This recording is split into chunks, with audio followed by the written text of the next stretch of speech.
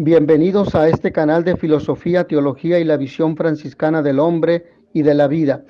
Vamos a ver el tema doctrina social, evangelización y promoción humana. La doctrina social es parte integrante del ministerio de evangelización de la Iglesia. Todo lo que atañe a la comunidad de los hombres, situaciones y problemas relacionados con la justicia, la liberación, el desarrollo, las relaciones entre los pueblos, la paz, no es ajeno a la evangelización. Esta no sería completa si no tuviese en cuenta la mutua conexión que se presenta constantemente entre el Evangelio y la vida concreta, personal, social del hombre. Entre evangelización y promoción humana existen vínculos profundos, vínculos de orden antropológico, porque el hombre que hay que evangelizar no es un ser abstracto, sino un ser sujeto a los problemas sociales y económicos.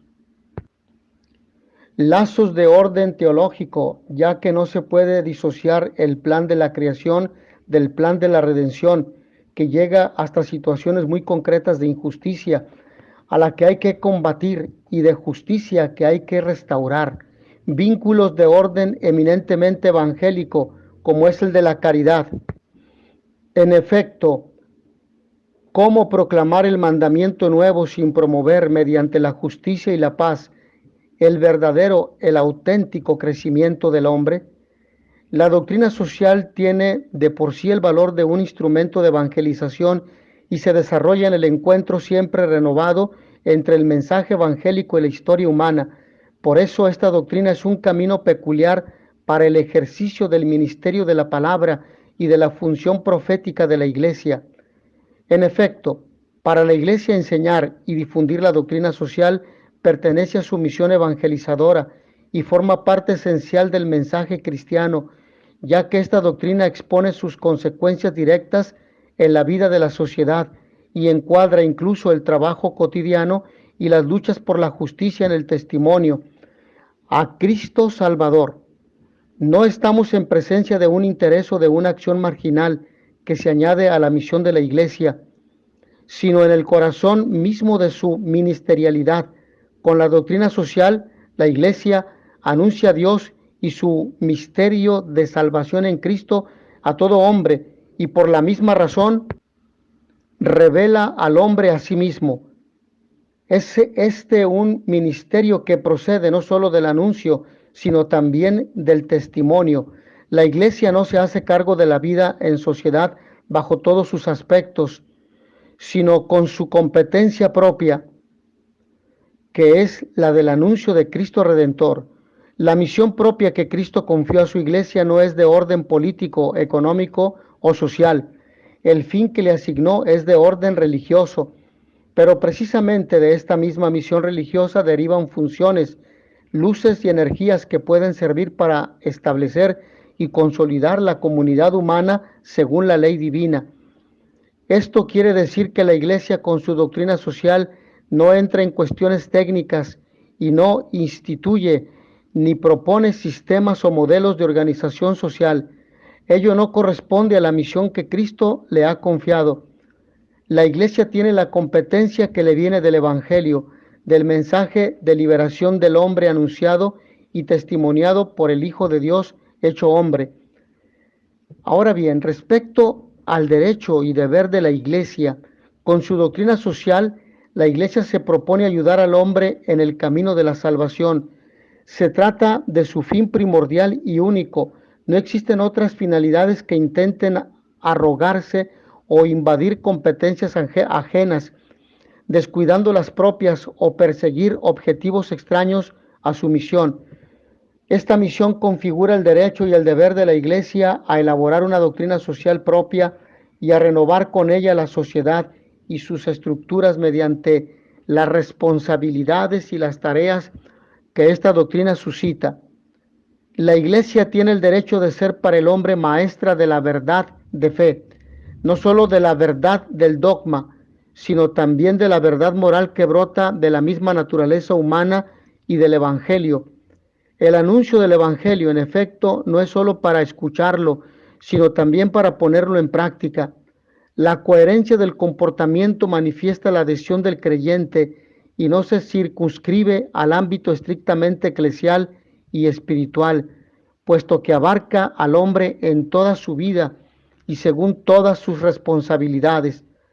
Aunque sean seculares, éstas tienen como sujeto al hombre, es decir, a aquel que Dios llama, mediante la Iglesia, a participar de su don salvífico.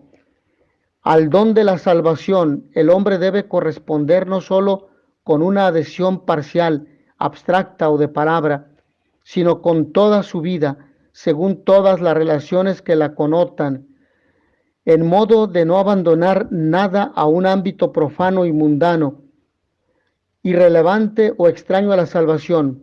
Por esto la doctrina social no es para la Iglesia un privilegio, sino una digresión. Es decir, no es para la Iglesia un privilegio, una digresión, una ventaja o una injerencia, corrijo eso. Más bien es un derecho a evangelizar el ámbito social, es decir, a hacer resonar la palabra liberadora del Evangelio en el complejo mundo de la producción, del trabajo, de la empresa, de la finanza, del comercio, de la política, de la jurisprudencia, de la cultura, de las comunicaciones sociales en el que el hombre vive. Este derecho es al mismo tiempo un deber, porque la Iglesia no puede renunciar a él sin negarse a sí misma y su fidelidad a Cristo. Ay de mí si no predicar el Evangelio. Es lo que dice San Pablo en la primera carta a los Corintios en el capítulo 9, versículo 16.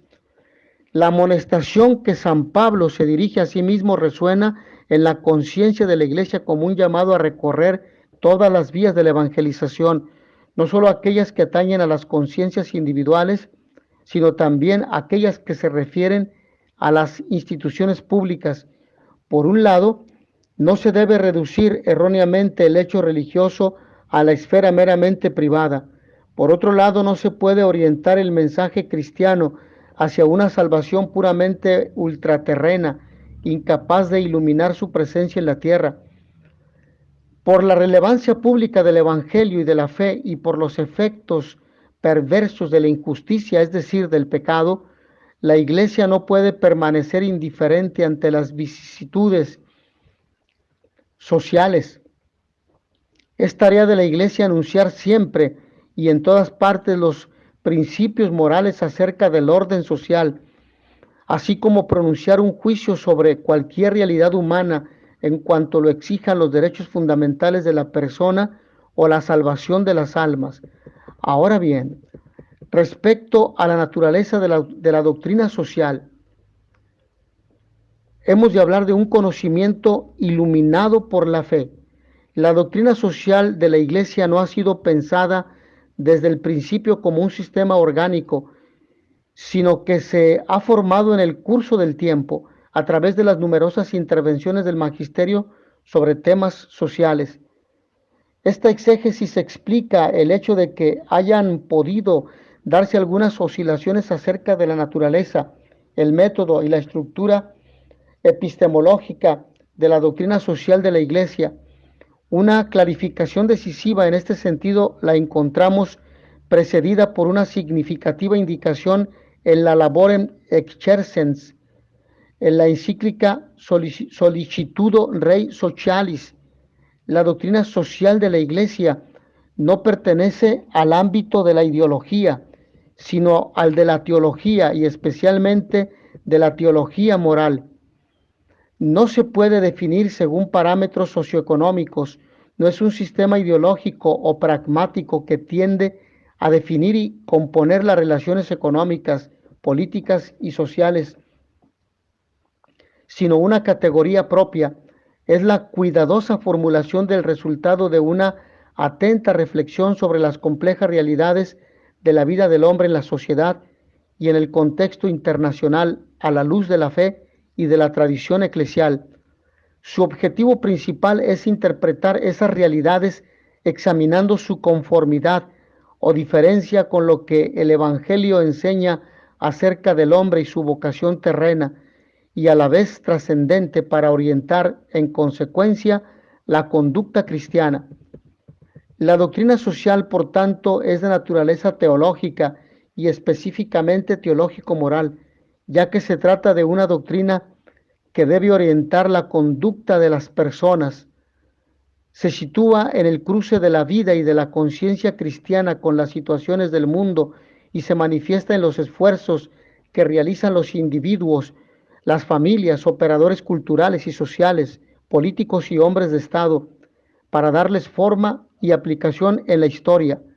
La doctrina social refleja, de hecho, los tres niveles de la enseñanza teológico-moral: el nivel fundante de las motivaciones, el nivel directivo de las normas de la vida social y el nivel deliberativo de la conciencia, llamada a mediar las normas objetivas y generales en las situaciones sociales concretas y particulares. Estos tres niveles definen implícitamente también el método propio y la estructura epistemológica específica de la doctrina social de la Iglesia. La doctrina social halla su fundamento esencial en la revelación bíblica y en la tradición de la Iglesia. De esta fuente que viene de lo alto obtiene la inspiración a la luz obtiene la inspiración y la luz para comprender, juzgar y orientar la experiencia humana y la historia. En primer lugar y por encima de todo está el proyecto de Dios sobre la creación y en particular sobre la vida y el destino del hombre, llamado a la comunión trinitaria. La fe que acoge la palabra divina y la pone en práctica interacciona eficazmente con la razón. La inteligencia de la fe, en particular de la fe orientada a la praxis, es estructurada por la razón y se sirve de todas las aportaciones que ésta le ofrece. También la doctrina social, en cuanto a saber aplicado a la contingencia y a la historicidad de la praxis, conjuga a la vez fides et ratio, es decir, fe y razón, y esa expresión elocuente de su fecunda relación. La fe y la razón constituyen las dos vías cognoscitivas de la doctrina social, siendo dos las fuentes de las que se nutre, la revelación y la naturaleza humana. El conocimiento de fe comprende y dirige la vida del hombre a la luz del misterio histórico salvífico, del revelarse y donarse de Dios en Cristo por nosotros los hombres.